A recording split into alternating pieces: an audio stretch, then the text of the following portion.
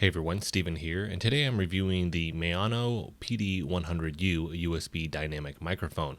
Like all my other microphone reviews, I'll be using the featured mic for the entire video with no editing in post, just raw audio. With that being said, let's get into the specs. The PD100U is a cardioid polar pattern microphone with a frequency range of 60 Hz to 14 kHz, a gain range of 0 to 28 decibels, a sound pressure level of 127 decibels, and a sample rate of 192 kHz at 24 bits.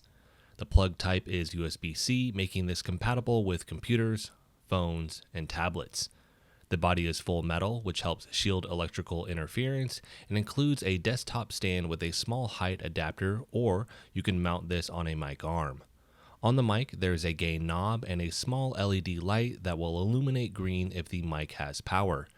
Inside of the box, you will find the microphone, desktop stand, small height adapter, USB cable, and user manual.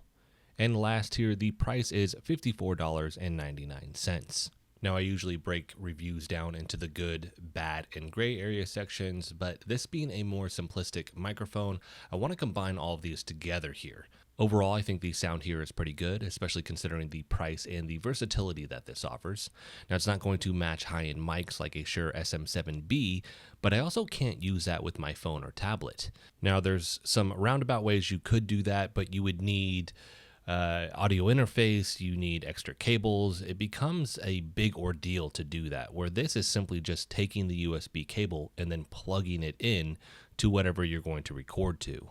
So this versatility paired with a smaller form factor makes this easy to travel with and use on the go for podcasts, interviews, streaming, or creating voiceover for content like I'm doing right now. If you have the option to clean up the audio more in post with software, it will make the audio here even better, as this just has the adjustment for gain, so no changing polar patterns.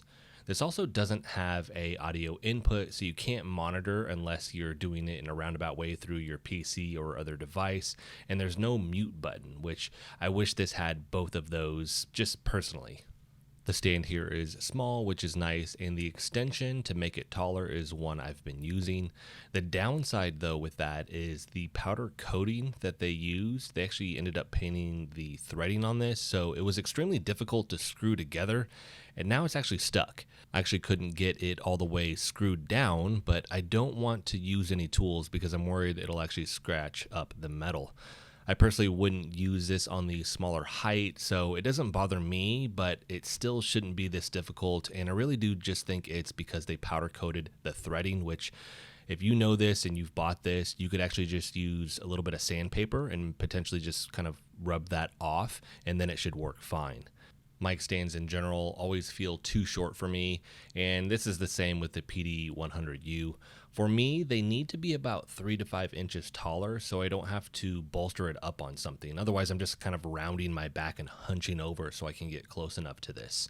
So an adjustable stand here would be a nice option down the road, but this really only matters if you plan on traveling with this, though, as I think it's best to actually just mount mics on mic arms for convenience. This also is really light, so if I was going to use it, I didn't want to mess with the stand. Honestly, I'd probably just hold it in my hand as if it was more like a stand-up mic or something like that, or like a performance mic if you were a singer. I'd probably just do that, to be honest, because again, it's really light and then it's more convenient in terms of the placement of it. And that can feed into an issue that I've found with USB microphones, which is the amount of gain that you can get out of them. So if you turn this all the way up, it's going to become quite grainy.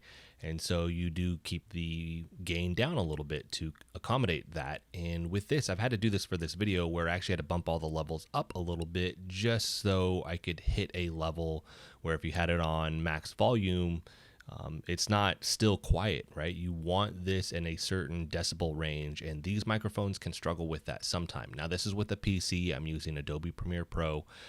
There can be a difference if you're going to be using your phone or if you're going to be using a tablet or something like that. So each thing ends up having its own adjustments that you're potentially going to need to make. So just keep that in mind. But again, the upside of this being, if you can make those adjustments, and these adjustments are easy for me in Adobe Premiere Pro, there's a high level of convenience when it comes to a microphone like this. If I was to take my XLR microphone around, I'm bringing an audio interface, I'm bringing the microphone, typically a much bigger stand, and then I'm bringing my cloud lifter, because with that, I have to have that in order to get the levels high enough, because it needs a lot of power. So that I'm not going to do. You condense all of that down, and the small quirks here, yeah, you may have to adjust levels in post, or you may need to hold the microphone, or maybe think about a larger stand or anything like that. It's one I think most people are going to be willing to make because, again, the convenience. I can pop this into a bag and take it with me anywhere. It's so light, it's very small, so it makes these things very easy to do compared to what I would have to do if I wanted to bring a much bigger microphone. The construction here with the built-in pop filter is pretty decent also. You may have heard a couple here and there because I have a tendency to move around a lot when I'm recording, so I may have leaned into the microphone a little too much. But I think overall it's pretty solid versus needing to have an external pop filter also. So again, just going back to convenience and the simplicity of what this offers, which I think is really top notch. Understand also, what do you need it for, right? So if you're needing something on the go, for sure it's going to be great for that. It's something that's very versatile. Hey, I can use this on my phone, my tablet, and my PC. It checks that box as well. If you're using it also for other things outside of podcasting or streaming or anything like that, maybe you just need a good microphone because you're doing some type of Zoom meeting or something like that. This is going to fit that as well. And again, it's low profile, it's small, it's not something that's going to be super big and bulky inside of, if you're doing video chat with that, right? It's not going to be this big object inside of the frame. So all these things, I think, stack this in a very good spot where if you are looking for something, again, smaller form factor, and it's checking all these boxes, this could be a very good option for you. And I think the price is very decent as well, $54. And a lot of times Maono has sales. So if you check back frequently, you may find this discounted anywhere from like $5, $10, $15, which is even better in my opinion. So that's actually going to be it for this one, everybody. I do like this microphone. I like the versatility, the simplicity, and what this offers with, again, outside of gain, this has really good audio with it where it's very clear. It doesn't sound oversaturated. It doesn't sound tinny or anything like that. I think it sounds really, really good. So if you have any questions about this, definitely let me know in the comment section. I will have a link for this in the description if you want to pick it up. If you like the video, hit the like button for me. If you want to continue to follow along with all my content, hit the subscribe button for me. And as always, thanks so much for watching, and I'll see you in the next video.